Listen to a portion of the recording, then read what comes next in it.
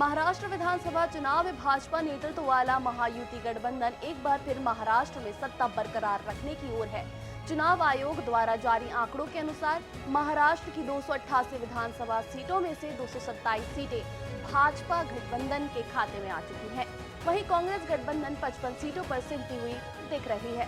भले ही महाराष्ट्र में आज भाजपा नेतृत्व वाले महायुति खेमे के पास जश्न मनाने के लिए बहुत कारण हो सकते हैं, लेकिन कुछ जटिलताएं अभी भी बनी हुई हैं और ये जटिलताएं 2019 के महाराष्ट्र चुनाव के बाद उभरी जटिलताओं के समान हैं। एनडीए की जीत के बाद सबसे बड़ा सवाल ये है कि आखिर महाराष्ट्र का अगला मुख्यमंत्री कौन होगा। देवेंद्र फडणवीस और एकनाथ शिंदे दोनों ही ने नागपुर, दक्षिण पश्चिम और कोपड़ी पचपाखड़ी सीटों पर जीत हासिल कर ली है।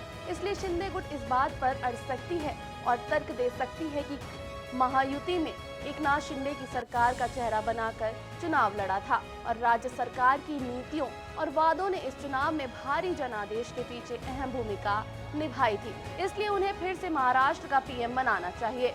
इसलिए शिंदे गुट इस बात पर अड़ सकती है और तर्क दे सकती है कि महायुति ने एकनाथ शिंदे को सरकार का चेहरा बनाकर चुनाव लड़ा था और राज्य सरकार की नीतियों और वादों ने इस चुनाव में भारी जनादेश के पीछे अहम भूमिका निभाई थी।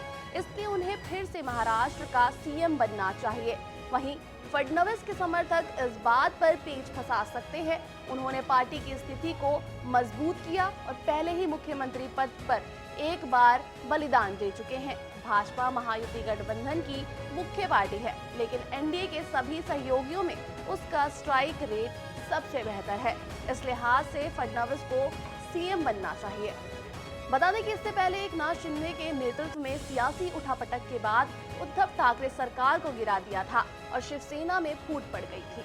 उस वक्त भाजपा ने मुख्यमंत्री पद छोड़कर नैतिक रूप से फडणवीस को उप मुख्यमंत्री बना दिया था।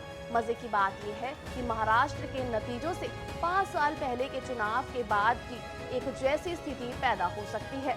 2019 के राज्य चुनावों में भाजपा ने 105 सीटें जीती थी और अविभाजित शिवसेना ने 56 सीटें जीती थी। नतीजों के बाद सीएम पद को लेकर मतभेद उभरे थे, जहां उद्धव ठाकरे ने रोटेशनल सीएम पद को लेकर सहमति का दावा किया था। वहीं भाजपा ने इस तरह के किसी समझौते से इनकार कर दिया था। आखिरकार शिवसेना ने गठबंधन तोड़ दिया था और भाजपा के इतिहास में सबसे लंबे समय तक चलने वाले गठबंधनों में से एक को खत्म कर दिया। तो सवाल ये है कि क्या एकनाथ शिंदे पीछे हटेंगे या ये जीत भाजपा के लिए बड़ी चुनौती खड़ी करेगी। मुख्यमंत्री पद छोड़ना एक कदम पीछे हटने के रूप में देखा जा सकता है और इसके लिए जोर देने से गठबंधन में दरार पड़ने का खतरा है।